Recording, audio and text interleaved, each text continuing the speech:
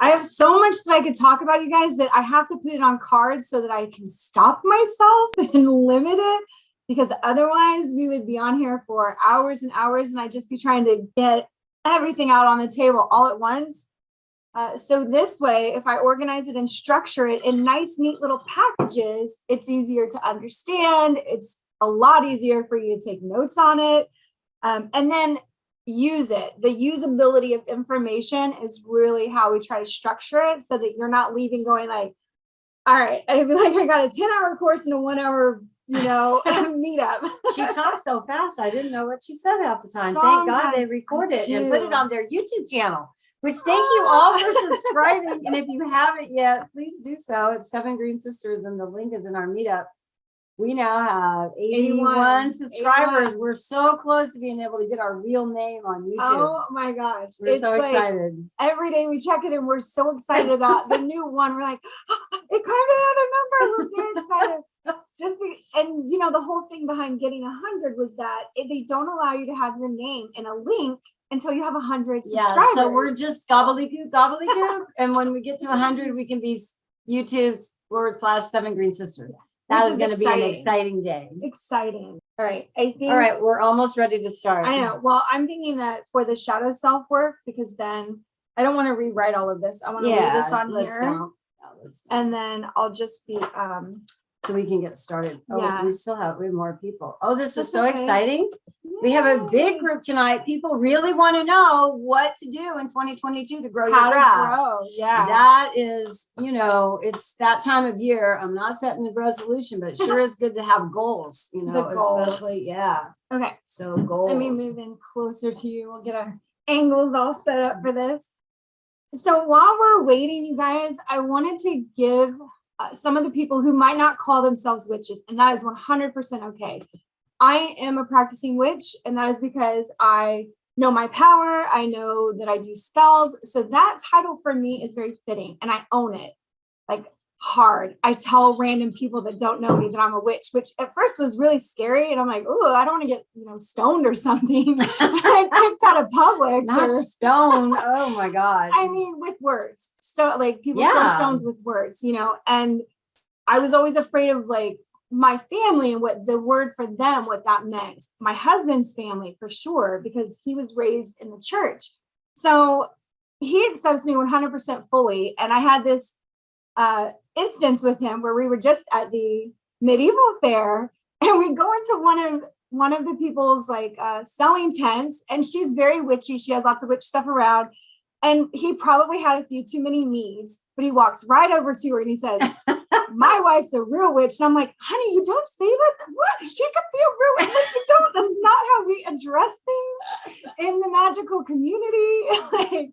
Like I said, I tried to mend it with her. I was like, listen, he's obviously not a witch and doesn't know etiquette, and like you would never. That's there is witch etiquette. There's witch etiquette. There's witch etiquette and witch ethics. Yeah.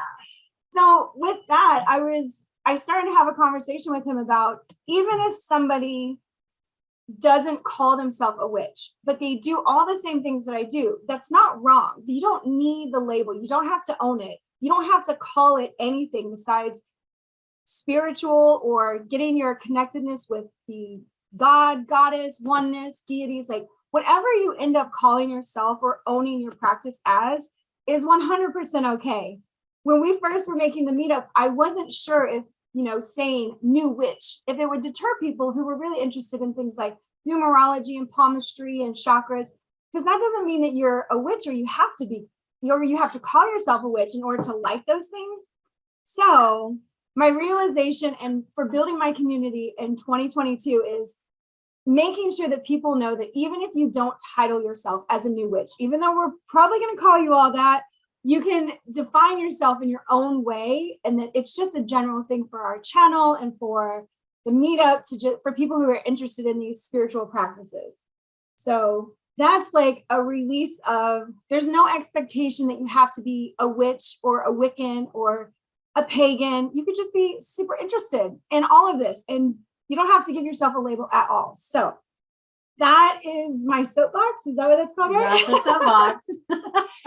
just do what feels right to you. Because a lot of the things that we're going to talk about tonight is about figuring out what feels right to you, what you're drawn to, what you feel called to.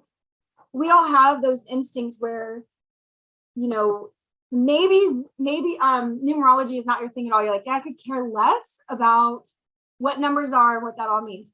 But the fact that you want to know about the astrological side, the signs, and how that plays into personality and finding your better match because you know the signs of something. Preference and time, my dear, time. It's not like you learn everything in the first year either. So for growing tonight, we had 5 topics, and we're going to go through them with some haste so that I can get to the questions part, because I'm really interested to find out what you guys want to know more of. So I'm going to do the brief 5 topics and give you guys ideas, because goal setting, if you know what you want to accomplish from your craft, getting there is that much easier. When you come in, sometimes you're like, I don't know what I should know. I don't know what I should learn or where to start. So find that first, like your desire, set your desire first. That's your goal. Where do you want to get to? It could sound like, I want to be able to read cards for somebody and feel confident doing it, you know? So then you know how, well, what are the behaviors to get to that thing? The practice.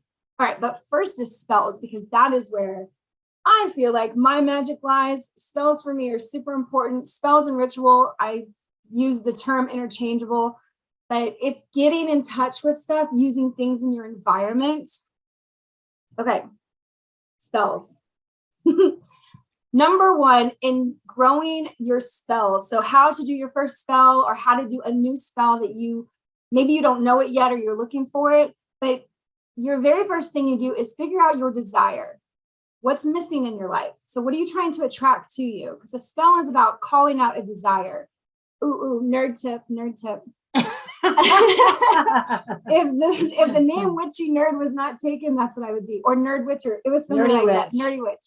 Nerdy witch. Okay, the ancient word that spell came from meant to tell or to speak to. That is the coolest thing I've heard all day. Isn't it? Because if you think about what a spell is, yeah, you're telling the universe what it is that you need in your life. You're calling it back to you. So you're speaking out into the universe when you do your spells or your rituals. So, okay, sorry, nerdy alert. So once you know your desire, now you can look for things that align with that desire. So you can write your own spell. You can make up all your own words. You do not have to find it in a book or online. But the things that are associated with a spell, I always use self-love, I guess, because maybe that's something I've been working on for a little while, is, you know, being on camera. I need to really love myself. So when I listen and see myself, I'm not like, oh God, why did you choose to do this? So with the self-love part of it, you know, what does self-love reflect in the world to you? So pink is often love, or red for passion. But you gather these things that have that association. So find your desire, collect things that are in alignment with your goal and like what you're feeling. You can look up herbs, stones. What? I was just looking at when and tools. Yeah, that's the next thing. So if you have the things that you want to bring with you to your spell, and you don't need a book to tell you that it's what's right. It could feel right to you. That's like more important than you reading it in a book and going, so-and-so says that I need to have this herb for self-love. But if you grow flowers and for that, like they're beautiful for you and you don't care what color they are, you just are like, these flowers are life. They look like self-love. Use that. Use all of that. Because the more that you feel the emotion, the more powerful your spell is going to be. So with alignment, there's other things to consider, like when you want to do it, if you want to align it with a moon cycle for growth, or if your self-love is about letting something go, like self-image, not liking your self-image, you want to release all that, be like, I don't care, you know, that I don't look like some Instagram model or something, right? And you get to let that go, then you can do it during the moon's phase of coming into the new moon. Whereas if you want to grow something about yourself, like more self-love, you do it between the new moon and the full moon. So that would be planning of the when and then where. Knowing where you're going to do your spell is so super important. You should scope it out. You should go there at the time that you plan on doing the spell and make sure that there's not people around. That's happened to me. And then so this is the planning part, right? Desire, when and where you're going to do it, the things that go along with the spell, actually finding the spell itself. once you have that planned out, maybe on a piece of paper in your journal, that's going to be a big word for this entire meetup. Where's your journal at? What are you putting down? Write everything down. That's all the planning part. Then you step into the action. Now it's time to actually take your steps, bring your items together. You know, I have a little spell bag that every time I go, because I do a lot of my work at the beach, I have this little bag that my mom made because she's super cute and awesome and she sews. But all of my stuff goes in here when I take it with me. So I have an actual spell bag that days before the ritual or spell, I'm putting stuff in there so I don't forget it. The other thing you can do is lay everything out and then practice going through the motions of your spell. So knowing that, okay, I'm going to do an offering, or I'm going to light a certain amount of candles. I'm going to make sure I have these roses, and you find a place for everything and you know how you're going to set it up. You go through it really quick to make sure you're not forgetting anything. And then on that day, at that place you picked, now you're ready to cast that spell, call into deities, call to your higher self, whatever tell it is. To the universe what you want. Spell it out to the universe, tell it out there, and really put that feeling of, here's what I'm desiring in my life. One of the best things you can do at the end of your spell is sit with it and then feel the thing or see the vision of what you want to happen happening to you right then, as soon as you're done. Maybe before you close out your circle, or you know, if you don't do a circle, before you blow out your candle, whatever it is, before you leave that space where you completed your spell, like really get in touch with those feelings, because that is what makes spells really powerful, is how deep of a feeling you get with them. Okay, so that is spells. Oh wait, there's another nerdy word. Enchant. You guys, this is the most beautiful thing ever. It's beautiful. It's beautiful. Oh my gosh. So Enchantress, right? I love the Suicide Squad. So the Enchantress, just the name of her, I was like, oh, that's so cool. But I looked up what does it mean to enchant something? And it's to sing upon something. So as a chant, it's not really like mumble jumble and words, but it's to sing upon it. So I thought of like a siren, and I don't know. So that's just another nerdy word for you guys to know, that enchant means to sing upon something. So if you're doing your spell or you're doing an enchantment, just know that you're singing it upon the world. You're singing it upon your life. Yes, I love it. It makes me feel like I knew this life was meant for me. This is how I know I'm a witch. Enchanting. When things happen like that, I'm just like, yes, see, this is totally my vibe. Okay, next up, I'm pretty sure was tarot. So growing your tarot practice for this year. We have a couple of suggestions on goals on how to do that. And remember, if anybody has questions, you can put them in the chat and then we'll get to them as soon as we get done with our 5 topics. I didn't say that in the beginning, but so growing your tarot, there's a couple ways to do this. The first way that I did it, somebody handed me a pack of tarot and said, I think you'd be good at this. And then they let me read tarot in their class. I was in high school and I loved it. Like, never held a pack of tarot cards before, had to read the book. I think reading the book is important. Somebody wrote that with purpose and design. And so every time that I've gotten a new pack of tarot, that's what I've done. I just start reading with them. I like go for it. No fear. I'm experimenting. How can I really be wrong? Maybe the message doesn't stick for somebody or for myself. That's okay. You just keep doing it until you learn the cards and you feel things come to you as you see the pictures. So I wrote that down as the third option, but I talked about it first. And to know that you should have the book out. If anybody's nervous about having their book out while they're reading tarot to like their friends or family, don't. No, this goes together always. It's the tarot cards and the tarot book, and they're never apart. Especially when it's somebody who's done the art and they created that. They wrote poetry about those pictures, words that can really have meaning for other people. So I finally did tarot cards for people that were not my family this past week.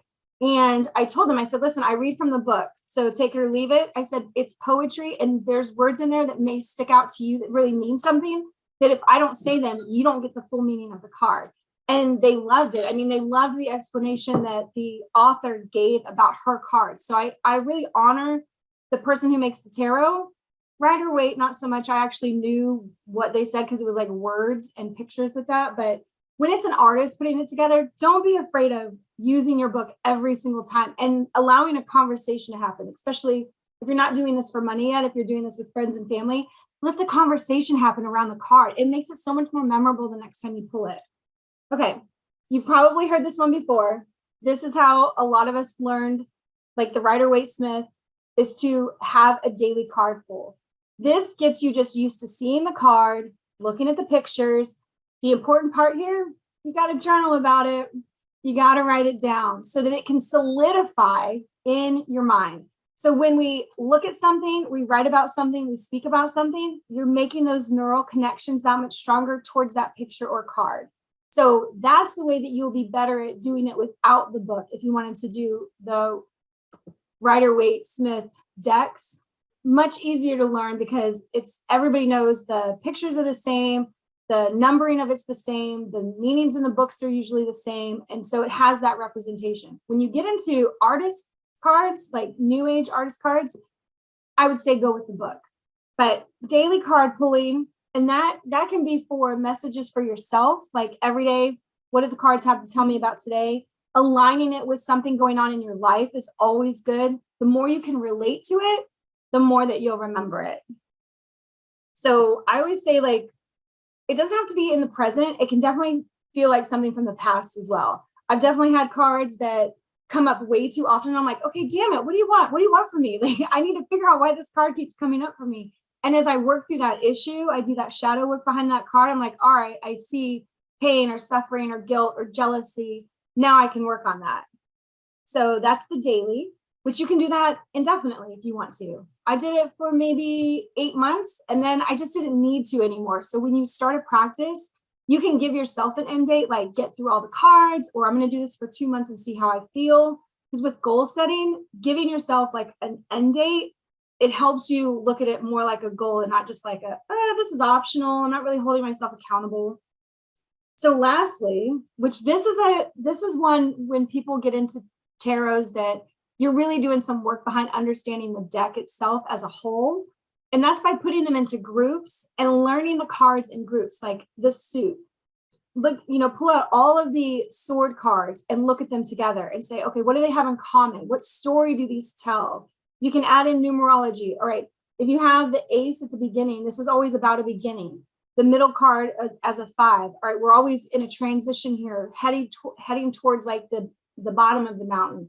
So you start to see these relationships between the cards. A lot of card drawers, a lot of the artists have made the cards to be story cards where it's a progression of going through something.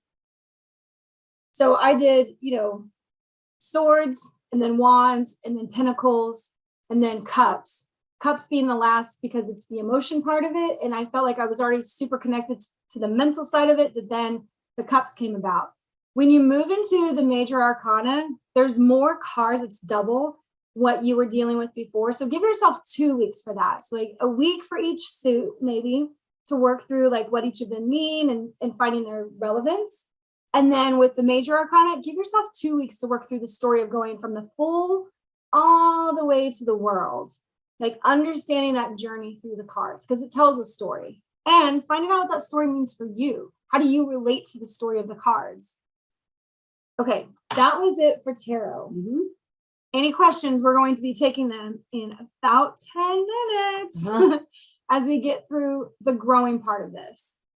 So I threw in some things that were important for like the timing and that kind of aid tarot and spell work.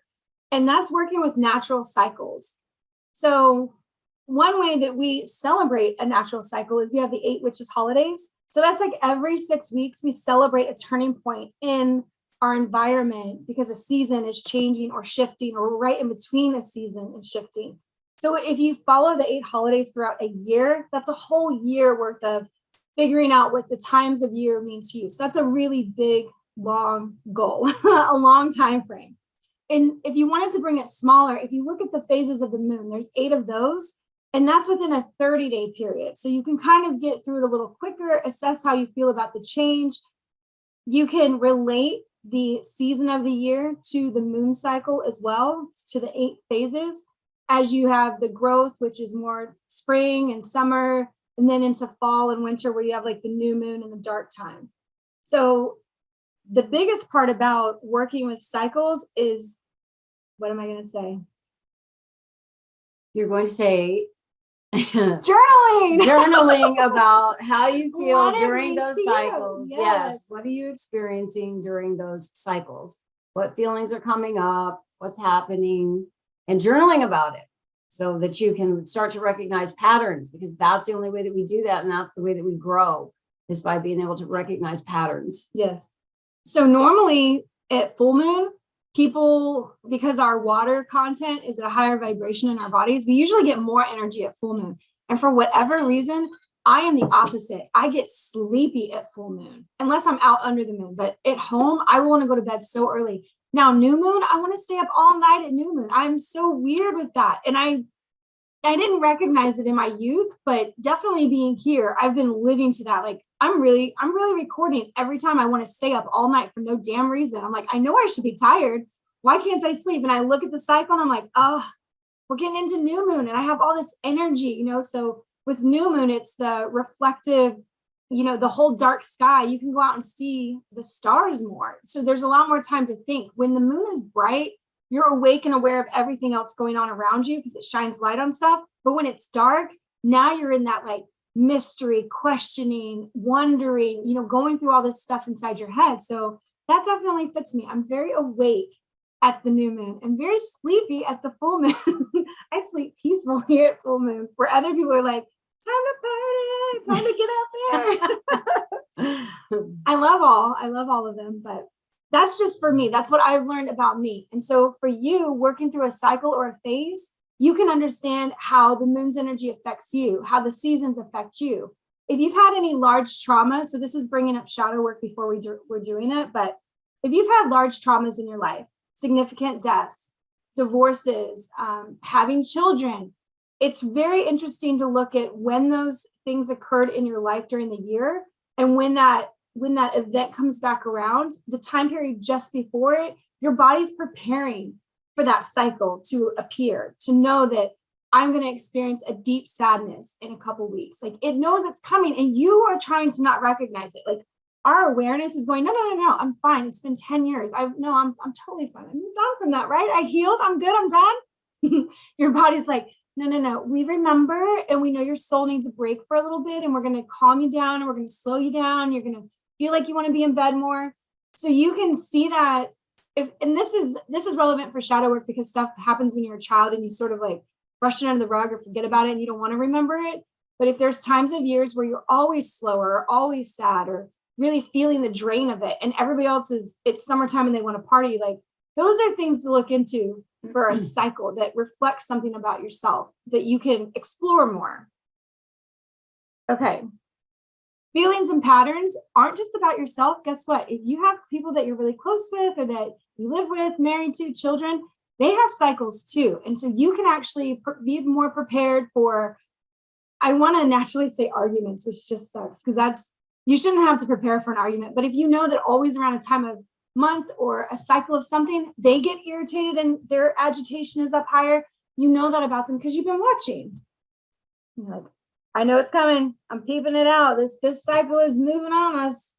So exploring not only yourself, but then the people that are really close and around you, you can just give them space and time. And then when they come back to their level-headedness, then you can be like, hey, so how was your week off? Was it good? Okay. And giving them space is like one of the best things you can do when somebody's needing that time off. Okay, so that's working with natural cycles. I only said like day and night, the moon, which is 8, and then the holiday, which is a whole year, but also 8. It's very big to very small. Find one that you can focus on and just assess yourself during those times, and then move to another one as you feel ready. Okay, that's working with natural cycles. I had shadow self next. Did I already go through all of them? Uh-huh. Yeah, wow. You're doing great. You got 4 minutes. Oh my gosh. That's because I really wanted to get to questions from people. I really felt like there would be lots of questions. So with shadow self, you guys, if you don't know, my degree is in psychology. And so this is something that hits home for me. All I ever wanted to do was help people be okay, or be happy. Actually, okay kind of sucks. Let's be happy. Let's be joyful. Let's be full of love. Let's be giving love to other people. Let's be like sending love out to strangers. I want to elevate the consciousness of the planet I might just start with my hometown in this meetup, but I want to really help like everybody live in better harmony. And it's one of the reasons we started this, so that we could raise the vibration of people who are out there searching for other people raising vibrations.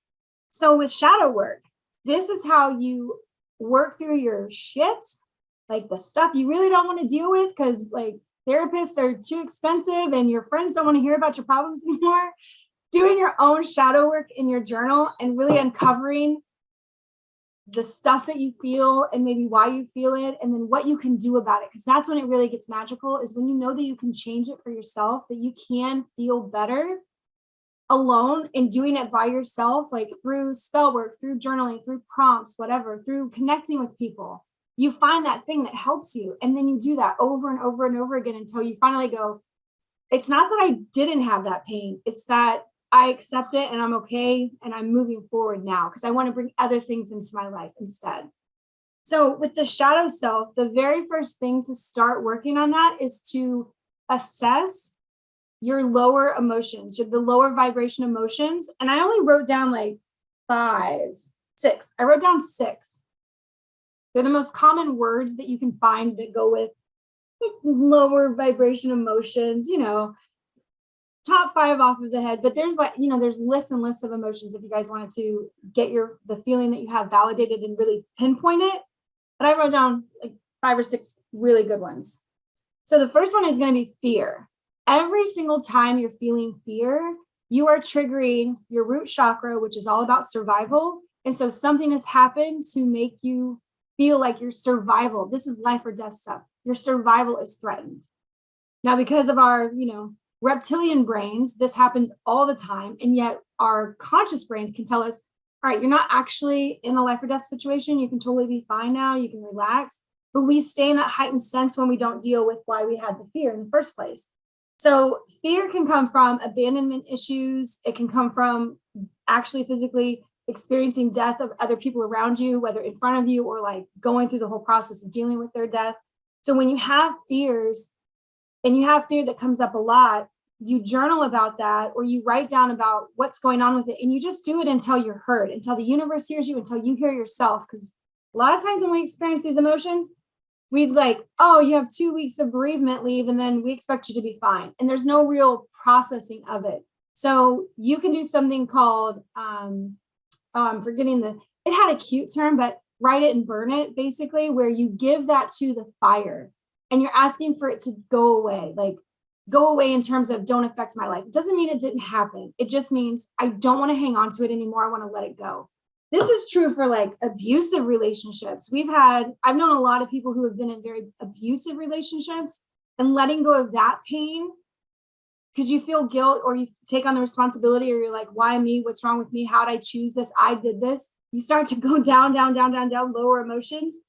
Write that down and then give that shit to the fire. Be like, all right, take it. I experienced it. I had a lesson. I grew from it. I'm not choosing it again, but I'm ready to stop reliving it all the time. So then you get to anger. So you go from fear to anger. And when we get to anger, you feel like something has been done to you, against your will, against your choice. With anger, you can experience real things that happen against your will or choice. But then there's like BS, like people cutting you off in traffic. Always back to the traffic stories that produce that same kind of anger where, road rage is real. I had it. My sister has a video of me cussing somebody out. I was like, that's embarrassing. Delete that forever. Never, ever let anybody see that video. But when we allow ourselves to get to that state over something that's really not that bad, like it's annoying. Okay, let's give it a real emotion. It's annoying and we think it's rude. But the anger that we can feel towards somebody, or like the vicious things we could say, like I used to cuss a lot. Everybody was a bitch on the road. Everybody.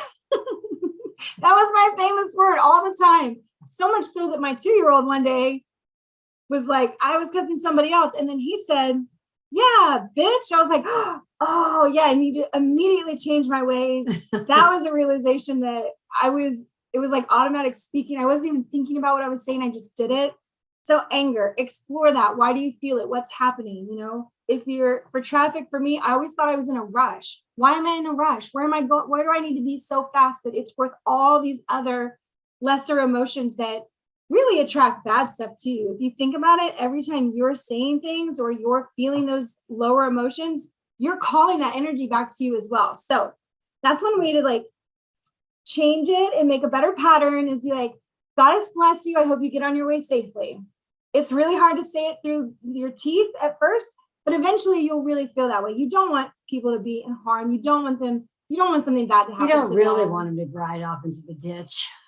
You don't really want them to pay for what they just did to you by cutting you off. So if you stop yourself from that and you put something else there instead, you start to get away from that anger feeling and just being like, yeah, it's really not that bad. Frustration. So I was just talking about that, not getting your way. It's not that it's so wrong to you. It's that you just didn't get your way.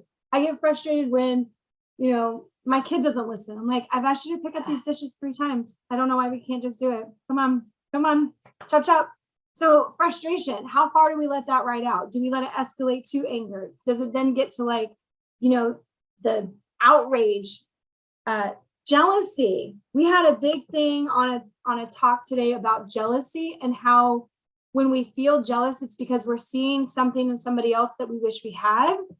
And it's reflected back in relationships because you don't know if you're enough. And so you fear the other person is finding the thing that you're not. So there's like this feeling of lack for things. So explore your jealousy or anything, envy.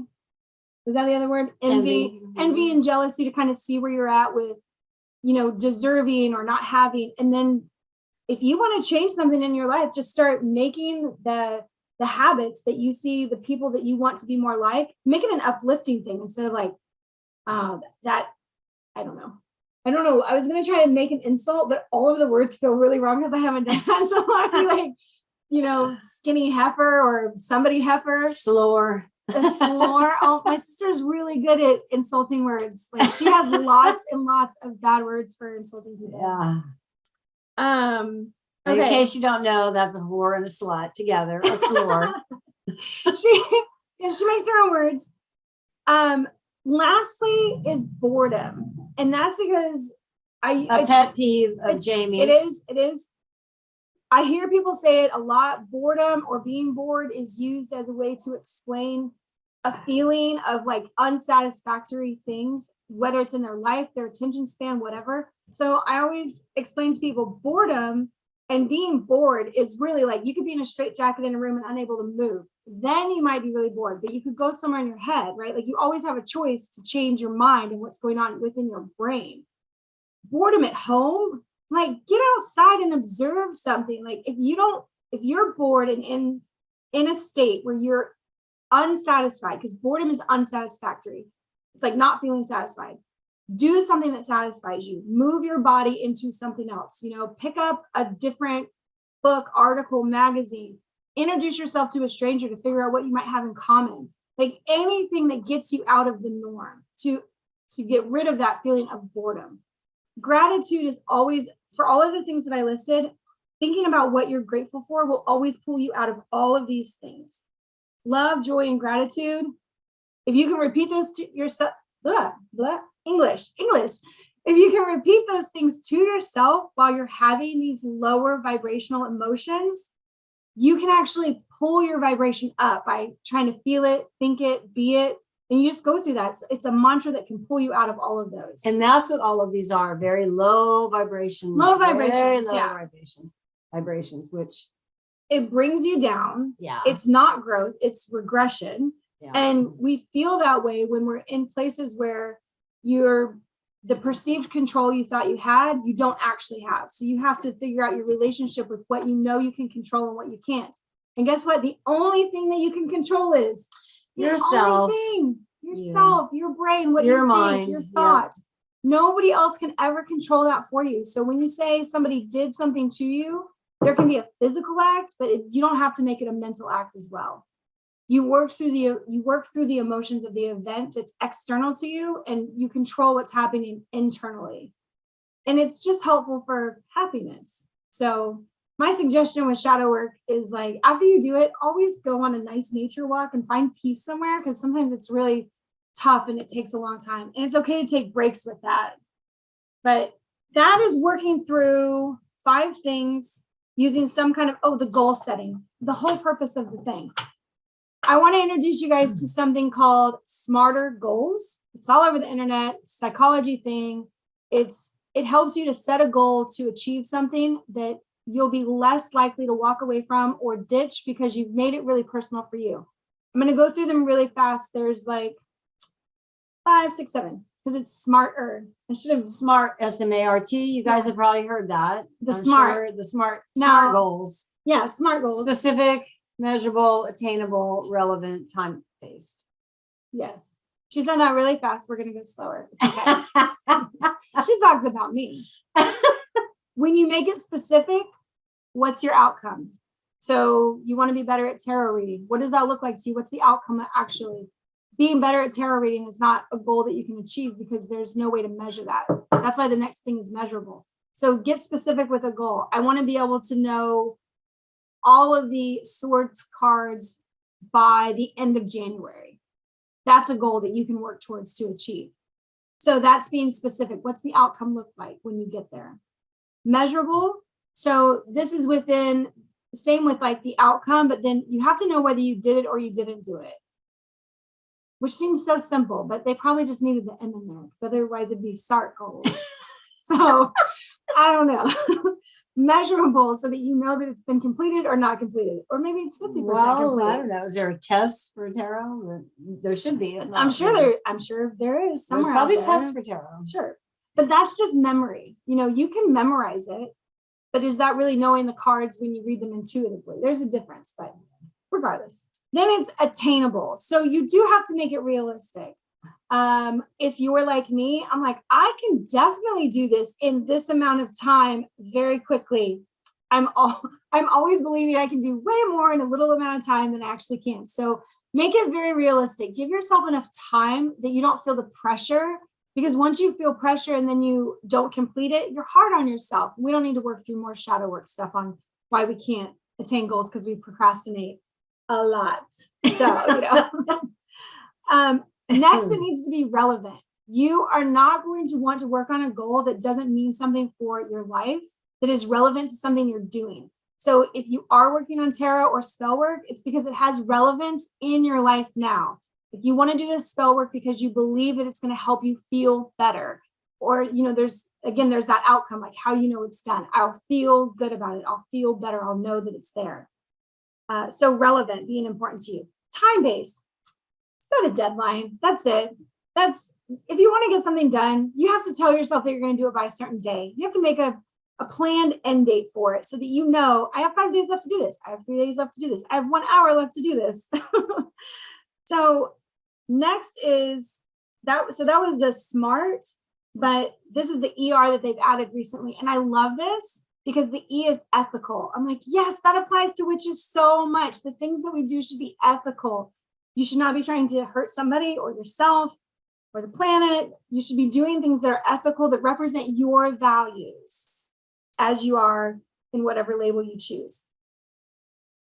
The last one, which I think is super cute, because it's like, treat your human self like a dog, and dogs love to do things for rewards, right? So it's making sure that whatever you are working at as the goal, that you feel a reward or you get a reward from it. So a reward could be like when I wanted to run, I was like, every time I run for a whole week, like every day for a week, I get to buy a new pair of pants for running. That was my reward. I'm like, I want a physical thing. I don't want to eat ice cream. I don't want to drink 5 beers. No, I want more running clothes, because I always feel like if I'm in good clothes, then I run better, which is it's a mental thing, right? So make sure that whatever you're making the goal towards, that there's something that makes you feel good about that. You know, maybe it's the knowing that you can, the reliance on yourself. Being a solitary witch and being self-reliant, for me, was a goal. I'd be rewarding myself with crystals or some other witchy tool or witchy thing that I want for my house, because there's just, you know, I can't get enough. Oh my gosh. Okay, you just brought up something. This goes back to spell work, you guys. See, I didn't write this on the card.